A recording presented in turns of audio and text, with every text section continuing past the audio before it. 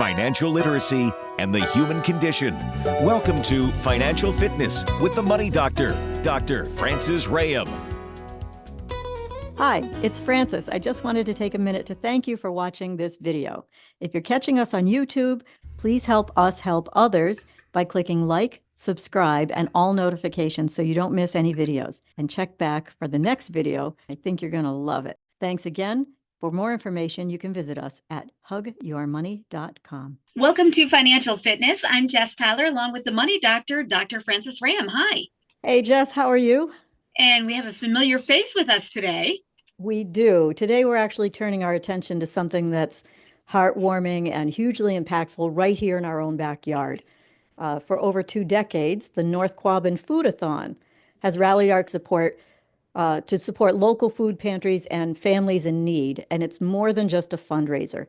It's a living example of what small towns can accomplish when people come together with a purpose, Jess. So with us today is someone who's been part of that purpose from the very beginning, at least I think from the very beginning. It's Jay Deane. So welcome, Jay. This is old home days. I mean, Jess and I have this every day. It's like, it's so nice. Well, you know, sorry, Jay, but I should prep listeners to know and watchers to know that we're going to flip back and forth between, you know, what it's like to be in the studio with you guys and what it's like to be at the Food-A-Thon. So you folks may know Jay. You might recognize his voice from local radio like WJDF, where Jay and I first met, so many years ago, to Pure Oldies, which is what he's on now. Or you might recognize his voice from audiobooks you've read because he's a professional voiceover artist. But he's also been a driving force behind this event for, dare I say, 22 years, Jay? Since 2004. Yeah, I can't believe it's been that long, but 2000 was the first one.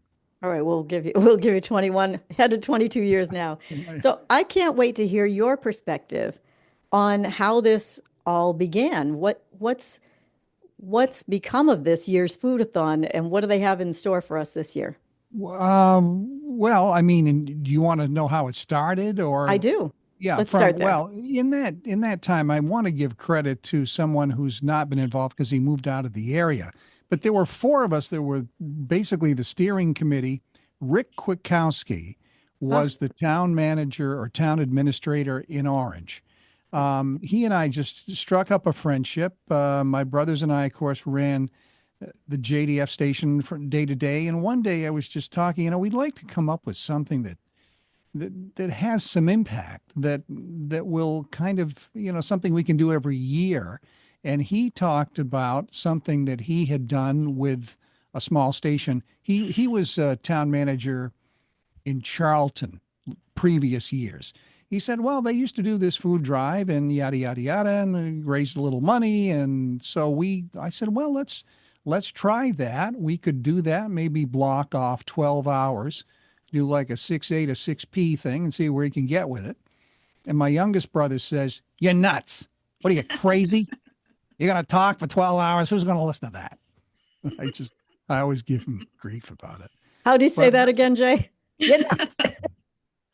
And there was probably more colorful language than that, but at any rate. So I think that all of us were just kind of, we play music all the time. How's this going to work? So between Rick and myself, then I said, let's call Carol Corville at AOTV, who runs the public access station. And the other person that came on to the committee is a name that might be familiar to the Western Mass area. Amy Clark was the executive director of the Franklin County Community Meals Program. So because it was the biggest entity we were aware of, I think we started off maybe with 4 pantries. Now it's 6. But it was Amy, myself, Carol, and Rick on the steering committee. So we set up the day, got it all arranged. Carol brought some people over, and public access has just exploded too in terms of its technology. But she had cameras that were hardwired through the cable system, which helped us out too. And we did a 6 a.m. to 6 p.m. thing. And we thought, well, it'd be nice if we could get, this is Amy's words, if we could fill up the trunk of a car and get $500 for each pantry. And I think there were 4. Well, that first year, we also had Pete Gary from Pete's Tire donated or let us use one of the 18-foot box trucks. Wow. We had one at, I think it was Hannaford, and we had one in front of the station in the center of town. We filled two 18-foot box trucks and raised $13,000 in 12 hours. Wow. Yeah. It's incredible. Yeah. That's amazing. People really do care about this. Yep. Um, I have a little minor involvement with it this year. And when Jay asked me, I said, yeah, of course I would do this. I mean, who doesn't want to feed people in need and feed families in need? Yeah. And yet with the grocery prices where they are right now, I can't imagine a year where this was more needed than this year. I just, Yeah. it's astonishing. I mean, even commercials for cell phones are coming out with things like grocery prices are up. It's a cell phone commercial, okay? Everybody's using this, but it never hits stronger than when somebody who already is having trouble feeding themselves or their family has to tolerate these kinds of prices. So, thanks for giving us some feel for who launched it. I think off air you mentioned Monty to me. Well, Can you that's talk a what I little bit just about wanted to him? say. I don't know, and Jess could obviously fill me in better on this. I don't know how long the walk has been going on, but I mean, it's just, I feel an affinity because everybody gets into that. This is something we can do, and this feels good, and you help somebody, or you don't know who you're helping. I mean, Right. you know what I'm That's saying? right. I mean, it's Yeah. just one of those good karma things that you feel good about when you're done. I And I I think you're just, I kind of bow to Monty in terms of how big that event is. The other blessing we have is that, with all sincere sympathies to his family, I just can't imagine.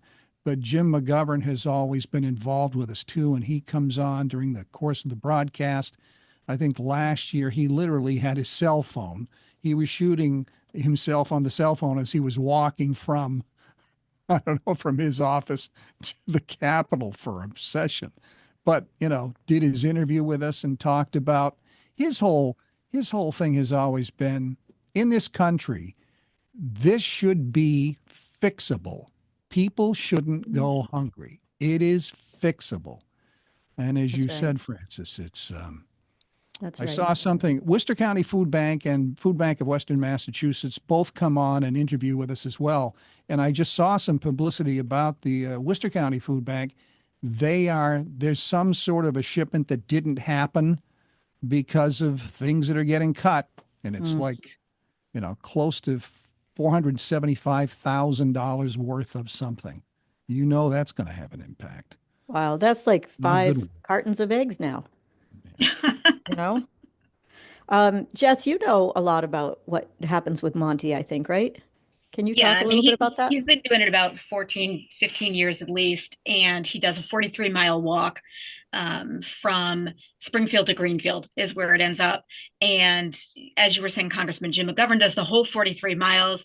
The other thing that's really great in this area is all the local legislators get involved. Like you'll see Lindsay Sabadosa out there, you'll see Joe Comerford, the mayors in the cities will come out during that day where they are, East Hampton Mayor Nicole LaChapelle. They all really get involved. And this walk that Monty does is just a really big part of the Western Mass Food Bank, the budget, because it raises just so much money. I think it was close to $1 million last year. That's amazing. Oh, for Yeah. folks who don't know Monty, let's give him a last name. Monty Belmonte. Thank you. Yep. It's amazing the amount of money that, as Jay pointed out, you can actually have a part in doing. You can do something about this. This is an opportunity, a real opportunity to get involved in some way. We'll talk in the second half, I think, about how people can get involved, but you could volunteer, you could donate, right? You could participate in different ways, but you can make a difference in your own community.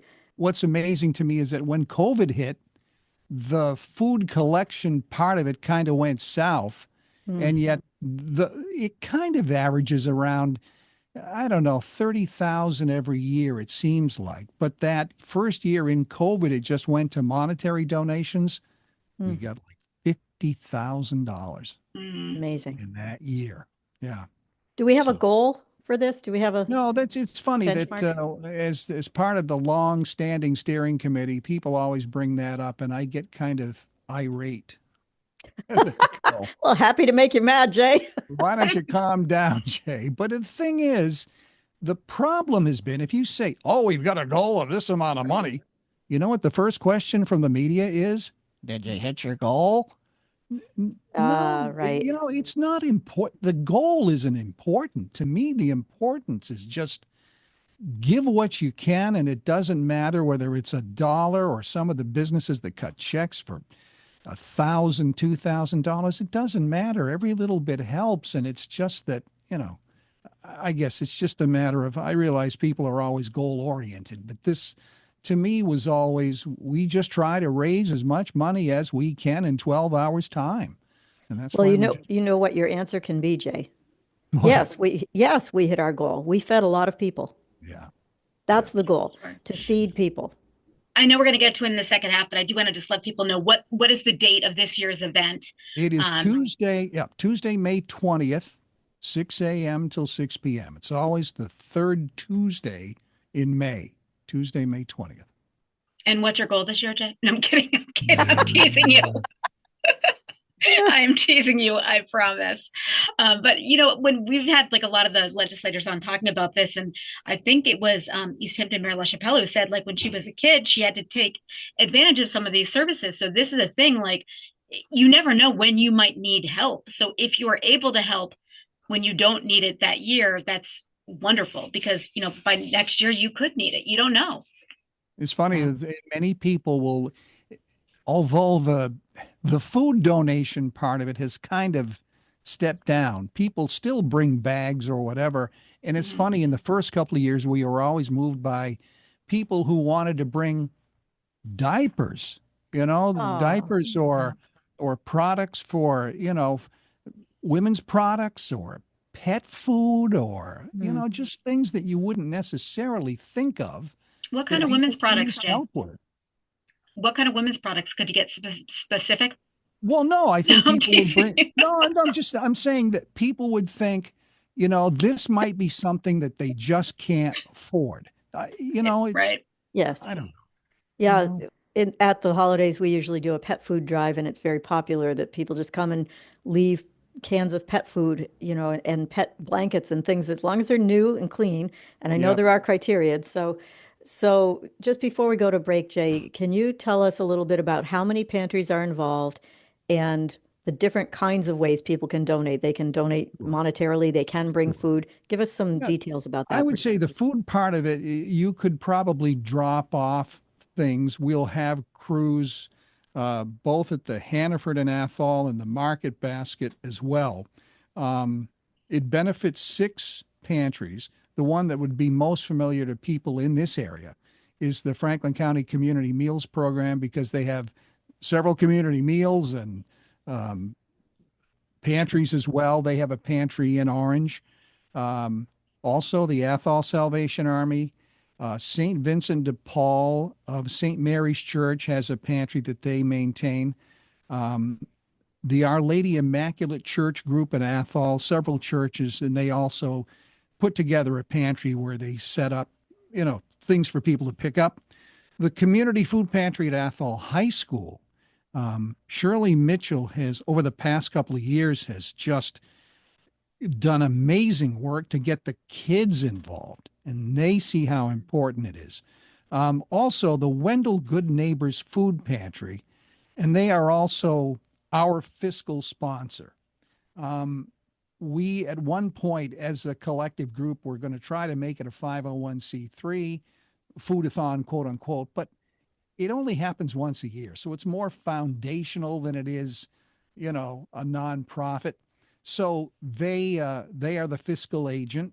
So that's it. Yeah, that's the 6. Salvation Army, Community Meals Program, Wendell Good Neighbors, St. Vincent de Paul, the Athol High School, and Our Lady Immaculate Church.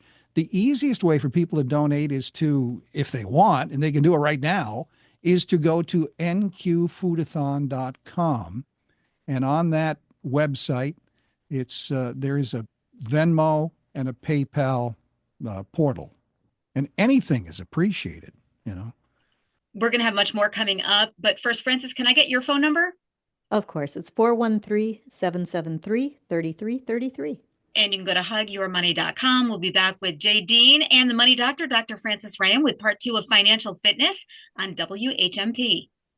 Financial Fitness with the Money Doctor is underwritten by Franklin County Technical School.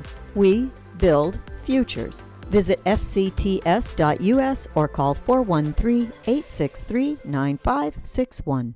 Welcome back to Financial Fitness. I'm Jess Tyler, along with the Money Doctor, Dr. Francis Rahaim, and special guest, Jay Deane. Hello. Hello. Hello, hello. Okay, Jay, I have to ask you for some fun things, about what it's like to be at the Food-A-Thon. What would surprise people about what happens behind the scenes, Oh boy. if anything? No, it's funny from the radio perspective, and you both can talk from this perspective too. You just get in front of the mic and kind of talk. And to be honest with you, the TV part is pretty much the same, although from the control room, sometimes something will come over the speaker and say, "You got to wrap it up. It's almost 15 minutes," or no, it's a lot of fun. It really is. And the thing is, I never would pay attention to on the radio, obviously, is you see the monitor and you can see what they're shooting. You know what I'm saying? So you can move around while somebody gets into their seat, and it's TV is kind of much bigger on screen than you think it is. You know what I'm saying? Yeah. But no, TV it's is a different game. TV is a different game for sure, but you interview people, right? Can you paint a picture of what this Food-A-Thon is like for somebody who's never seen it? Well, we're going to have some segments, obviously, so we can take a break from talking for 12 hours straight. And I'm very tickled that Ask Me Now is going to be part of one of those musical breaks. That's going to be great stuff.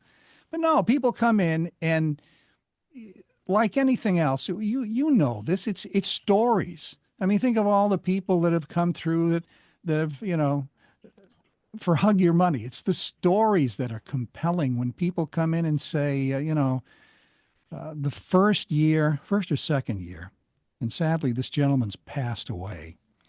But he was a younger man, very handsome. He was a construction worker, heard us do the broadcast, came down to the station and said, "I want to do this." He cut a check for $500 and left it with us.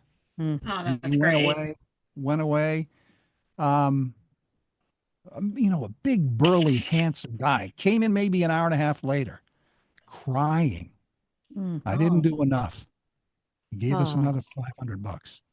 Oh, The stories are just, he says, there was a time when I had to eat, little noodles, and, I want to do this. It's been okay for me the past few years. I can do this. I can help. Yeah. And I'll tell you, by the time 5 o'clock gets there, 5 o'clock in the afternoon, people start to get teary-eyed just because, yeah. it must be something when the donations really start to happen. You have this concept, we're going to get on the air, we're going to line up some guests, we're going to have some breaks, and we're going to hang on the edge of the cliff for 12 hours and hope that people will be kind and generous. And when that comes to fruition, when you start to see those donations rolling in, what's that feel like? Do people start talking thank you about very much. As we're talking, I'm forgetting about some of the things that happen as you go through each hour. Carol Corville, who's directing this whole thing, and a crew of, like I said, there's probably 100 volunteers that go around, get the money, count it up, and bring us hourly updates on, how it's going. Yeah. So when you're at like 1 or 2 o'clock in the afternoon and you're at, I don't know, $14,000-15,000, you're going, wow, this came in since 6 this morning. Yeah. We have, it's just moving. I know you have some businesses that are particularly generous, and they may remain anonymous. They may wish to remain anonymous, but is there anyone that you feel that you can, without embarrassing them or calling them out, point to that has gone above, above the over and above the top? Well, I mean, the obvious one that comes to mind for me is Pete. And I don't want to exclude any other businesses, but I've known and I worked for Pete at Pete's Tire Barns for 6 years in the office, and he's always he's got like 20 tire dealerships all over New England. He treats his employees very, very well. He's very generous to the community. Will buy so much material, Christmas time, hams and whatever, and donates it to food banks. But no, each year he usually cuts a check from Pete's for like 5,000 and gets some tire dealerships to kick in. So he's, comes in every year right around noontime with a check around $10,000. It's just, Yeah, that's amazing. he's just so Amazing. dedicated to it. And I often will, when we interview him, I think he gets a little embarrassed, and I'd say, you just do so much for the community, and he goes, well, the community's been very good to me and to the company. He says, I got to give back, yeah. Well, that's what this And, is all about, right? and many, many companies take part in this too. And I would encourage people again to visit the nqfoodathon.com. You can see a listing of many of the businesses that have donated, and they do it year in and year out. I mean, cut some big checks, and you cut a check for $100 and you don't realize how far that will really go to get, to buy the supplies or get the food. But as you said, Francis and Jess, too, right? This year, you watch the news and shake your head and go, how are we going to survive with this? And the reason I love this so much is that it's local money. It comes in and it gets sent right back out to those pantries, divided up evenly. You have an interesting career as a voiceover professional and as a DJ. Can you just tell us a little bit about like what made you choose that career? How did that begin? Going way back, Yeah, going way back. What I think lit my your mother fire? brought me to WCAT over in Orange, and I saw them playing records, and most people don't even know what records are. But I mean, it just fascinated me. And I think as a kid, I used to watch American Bandstand and thought Dick Clark was as slick as what. Yeah, So yeah, yeah. Do that's, people recognize your voice in public? um, I think some people just know me and they say, oh, I heard you talk about this or that and the other thing. There's been a couple times where I'll go, oh, I know you from someplace. Yeah, Oh, yeah. yeah. I mean, it's very gratifying. I enjoy doing it. Jess and I talk about this all the time. We recently did the River Rat race. It was so much fun seeing people just come up to you. And well, I remember Jason Rushford. He'd come up and say, Jess, I listen to you every morning. So Yeah, I it's love nice. that. Really nice. Yeah. Well, We were you talking both the have last half. recognized We were talking the last half too, really quickly. I just wanted to get back to something you said that the students really get involved. What are they doing to help? I know you mentioned that. Well, Shirley has a whole crew of kids that just come in to help stack the shelves of things they have there, or, do administrative tasks. And some of the kids will come down, I'm sure, during the food-a-thon and just, we interview them, say, how's it going? What have you Yeah. found most gratifying about this? Yeah, it's just, here's one thing. I got to tell you this. Since we've been doing this from 2004, and Francis asked me about, people recognizing you. Well, they didn't recognize me necessarily, but I went through the thing at Hannaford, maybe, picking up some groceries. Let's say it was 2013, and I had a food-a-thon hat on or something, and the young person at the register said, oh, I grew up with the food-a-thon. Oh, What? You know, that's the other amazing. memory I got to tell you about real quick. Unfortunately, we don't do this now because of the food collection isn't what it used to be. But the Dexter Park School and Fisher Hill School, which is in the center of Orange, maybe a mile from the center of town, maybe not that far, the kids would put a bunch of food in wagons and pull the wagons down to the food-a-thon event. Oh, Oh, there was oh, never a dry eye anywhere when they saw that. and we'd interview the kids. We'd say, what? Well, why did you do this?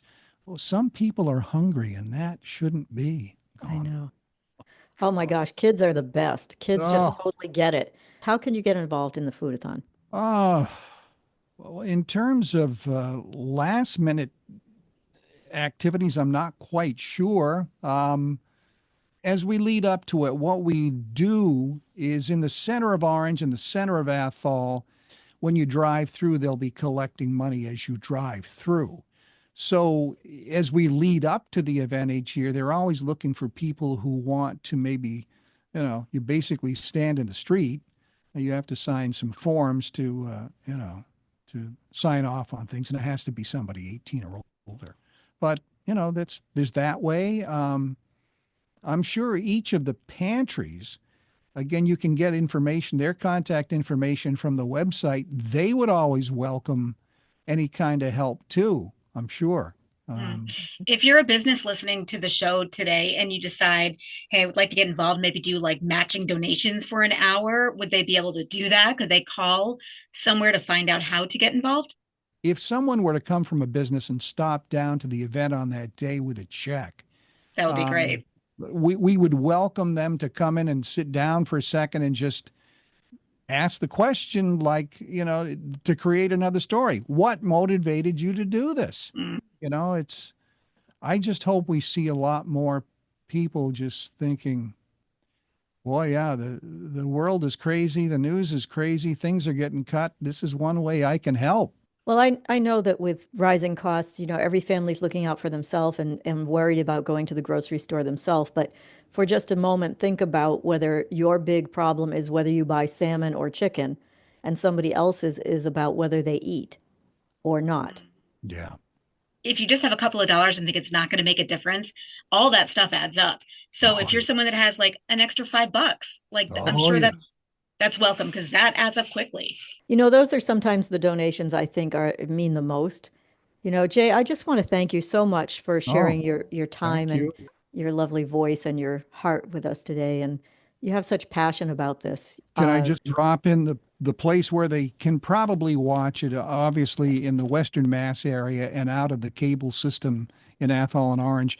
The easiest thing to do is to watch it on AOTV 13. That's 1 and 3, not spelled out. AOTV13.org. The entire event will be streamed.